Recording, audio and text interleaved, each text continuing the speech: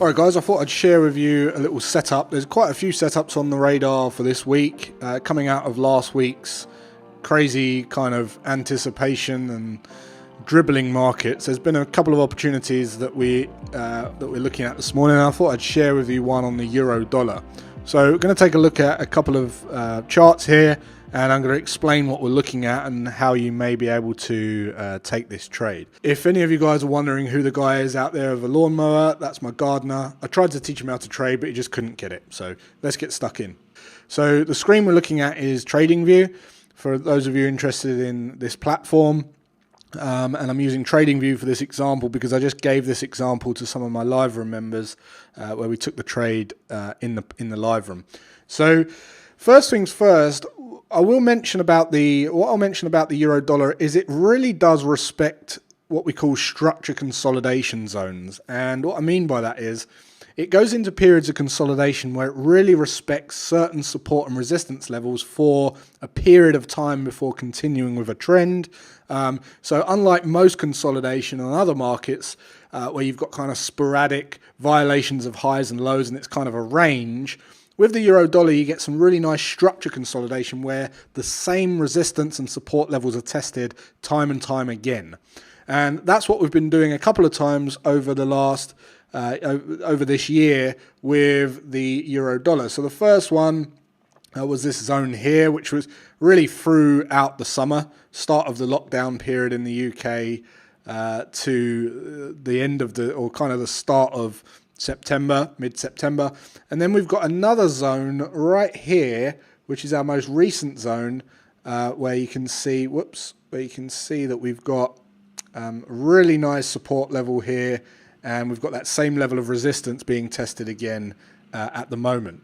So with that being said, the wise way to trade this would be if you trade consolidation patterns like ratio patterns, or if you trade off of the support and resistance zones. Now, if you manage to get in off of that most recent resistance zone, that's great. But if you're expecting a move to push right down to this lower level of support again, which, to be honest, there's a high probability that that will happen just because of the way that this market moves, the question becomes, how can we get involved now? Well, as you can see down here, we've had this is the 4-hour time frame. We had this strong bearish momentum candle on the 4-hour, and as we broke down to the hourly, you can start to see that we respected this. You could call this a head and shoulders, but we respected this neckline or this previous structure level where we had this compression channel looking left. So we kind of had this. I'm drawing this really rough, by the way, because I'm using TradingView and a trackpad. But we had this compression channel. We held that level after putting in that bearish momentum. But then what we did is we set up for this nice flag pattern.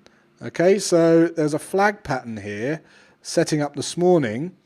And this is what we call a bearish flag pattern, a bearish breakout flag pattern to the downside. So as we see, we were bounced off this level, but we were kind of not at the top. But how can we carry on? How can we get involved with the remainder of the move down to the support level? Well, the next entry would be in the form of this breakout pattern. Now, if you trade breakout patterns, there's a couple of ways that you can do it. One would be to trade a flagpole extension. So you'd be looking at cloning the flagpole. Okay, so clone. Let's just bring in this and put it down at the low. The other way would be structure, or you might do a combination of the two. So look, we've got this structure consolidation. We've got this structure resistance level looking left right here. Which I would be looking at because structure is the primary kind of indicator for all of my trading. But we can use indicators for confluence and confirmation. So another way would to be bring on a fib extension, so a trend-based Fibonacci extension ratio tool, and go from the impulse leg high to low, and you're going to see there's a 127 down there as well. So you can start kind of building out a nice zone for high probability target taking. A lot of people, they put a lot of attention and effort into figuring out the optimal place to get into a trade. They put very little attention and effort and analysis into where to take profits, and it's exactly the same thing. Any order that you're placing, you need to put the same amount of focus into where you're getting in as you do where your stop loss goes, where your target orders go. It's just as important. So right here you can see we've got a number of options. Now you might put your entire position, you might take off half of your position size at one level and the remainder of your position size at the other level, and you might trail stops, you might do something like that. What we did is we took an ATR stop above the highest high of the flag channel, which was at the time, it was about 30, I think it was 35 pips or so. So we got our stop loss up here at 1865, and then we entered at the top of this channel. Okay, so we had a retest. We entered here, as you can see, at 1839, and targets are just above this recent structure level. So just above the recent structure level, allowing for front running, spread, broker commissions. We just want to front run our orders to ensure the fill, basically. And that's where we're at. So you can see now, if we zoom in, this trade is still on, so it's not a hindsight trade or anything. Just thought I'd share it with you.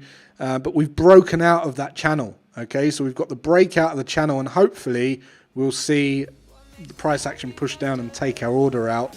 We're already at 70 pips, so hopefully we can push down and get to our targets.